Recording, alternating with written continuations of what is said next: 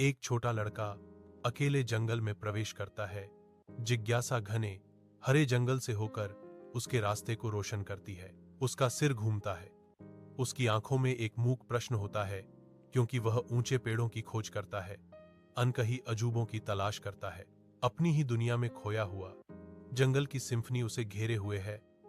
प्रकृति के भव्य रंगमंच के बीच एक अकेला व्यक्ति, एक युवा लड़का, घायल पोकेमॉन की खोज करते हुए जंगल के फर्श पर धूप चमकती है।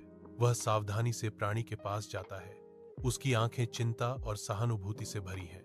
डरो मत, मैं तुम्हारा दोस्त हूं, लड़के ने फुसफुसाते हुए कोमल हाथ बढ़ाया।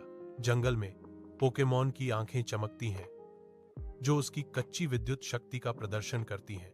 लड़के की दृढ़ आवाज गूंजती है, मैं समझता हूं, असली ताकत दोस्ती में है। एक नई यात्रा के लिए तैयार लड़का और पोकेमॉन एक साथ खड़े हैं। उनका बंधन अटूट है।